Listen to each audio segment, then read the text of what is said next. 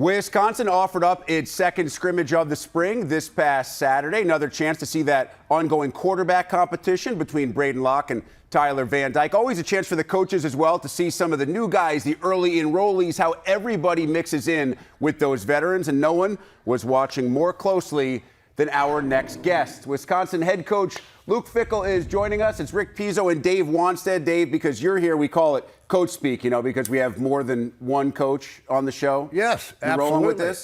That's the only reason we get these coaches. All right, we want to talk enough. some football. Hey, Luke, let's start with this. Before I let Dave go crazy with his questions, what's the big picture look for you after spring?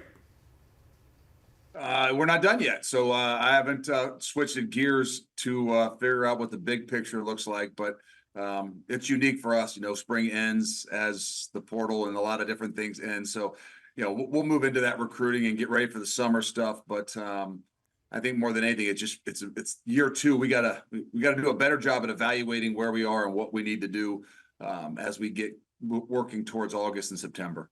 I thought it was interesting, Luke. I heard you after that spring scrimmage on Saturday say you felt like maybe there were some times last year that the moment was a little big, that the guys weren't exactly ready to embrace it and take it all over. How have you been addressing that in the offseason?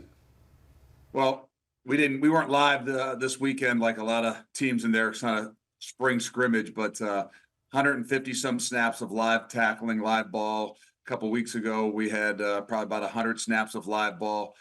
Last spring, I don't know that we went live. We went in the spring scrimmage or spring game. We went live with the twos. So I think we've kind of refocused, kind of changed the mindset. Like, look, if you're going to get great at this game, you got to continue to play this game. And the things that we found out, unfortunately, in week 1, 2, 3, and 4 was, we didn't tackle real well in space defensively. And we struggled a little bit more in space with some of those things. We turned the ball over and we gave up too many fumbles. And I think that had a lot to do with the preparation we had and how often did you actually tackle and go live in those situations. And we won't be in that spot again. I know this year or ever in my career.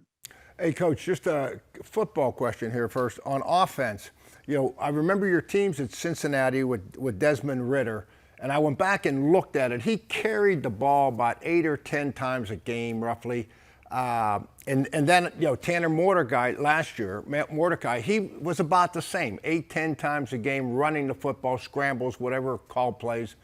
My question would be, with Tyler Van Dyke, with the quarterbacks right now who are more of a passers, maybe it's just my opinion, maybe I'm wrong on this, is the philosophy going to change at all depending on the quarterback, or are you committed to, hey, this is what we're going to do, this is what Phil wants to do, and we're going to stay with it regardless who the quarterback is? Kind of where you at with the quarterback, the dual threat thing or not? Well, if there's any influence from me, which obviously there will be a little bit on offense, they will definitely have an option to we have the ability to run the football. I think that, as defensive guys, I think the one thing that can be the great equalizer and, makes you have to do a lot of preparation for is the quarterback run game. And whether it's a called quarterback run, whether it's a read that possibly turns into a run, there's no doubt that it will still be a part of our offense. And I think the unique thing in Tyler Van Dyke's case, if you watch him in his first year, I think at Miami that he was a starter, he actually ran pretty well. I don't think in the following 2 years or during his progression that he ran nearly as much. And I actually harassed him, I think last week, as he took off and ran a couple times in our other scrimmage. I said, you look a lot more like you did as a freshman, and you're down to that weight that you were as a freshman. You're a lot stronger and you're running a lot better. And that's what we expect from you, for your opportunities, whether they're 6, 7, 8 times a game. To take off and run, we have to be able to do this. We have to be able to extend plays, and you got to be able to create some things with your legs. Defensively, you added Alex Grinch. Now, he was with you guys, I believe, at Ohio State, right, for a little bit, and then obviously USC. With the addition of him coming in, I know it's a co-thing, him and Tress. Defensively, is any scheme-wise there, I guess, or any philosophy changes there? I know, obviously, that's your wheelhouse there on defense. But after last season, as you look at it, and we were always okay. What do we got to do offensively and defensively to win our conference? And do we need to make some adjustments? Did you see anything defensively that major that you think you need to change? Well, twofold. Alex and I never did overlap at Ohio State. So we had, only kind of knew each other through mutual people.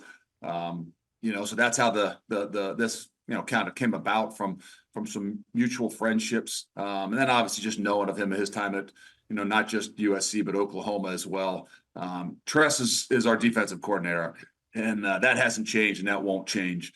But the great thing about Alex coming in, the great thing gives you just some different perspective.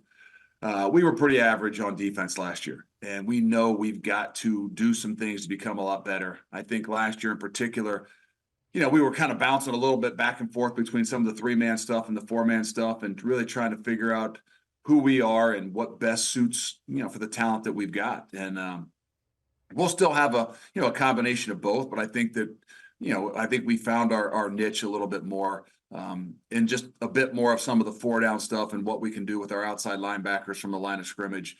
But it's always great. You got a guy with the experience that Alex Grinch has. He can come in and, this is who we are. This is what we do. This is where we want to grow. And give us some different perspectives. Give us your eye, your vision, your things that you see, from all of your experiences. And we're not looking for, some of the wholesale changes, but where and how do we make this thing go from, average or good to, great or a hell of a lot better. I know that.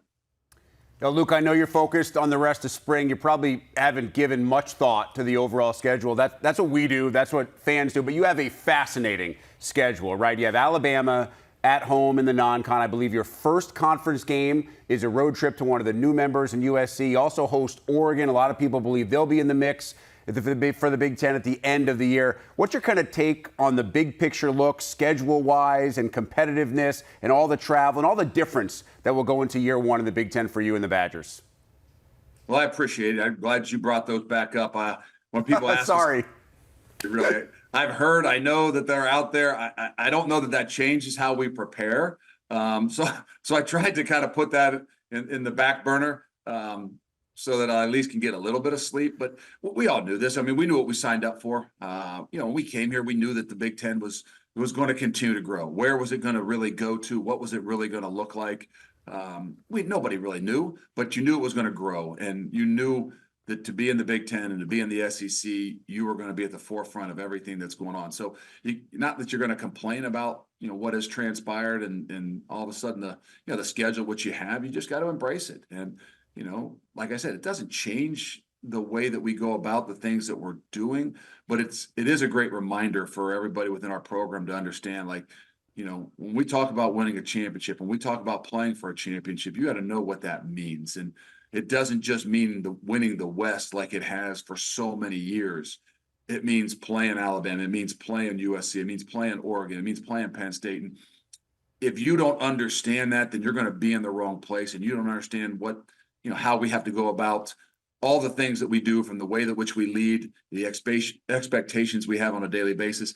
If you're not willing and want that smoke, as some people say, then this is not going to be the right place for you.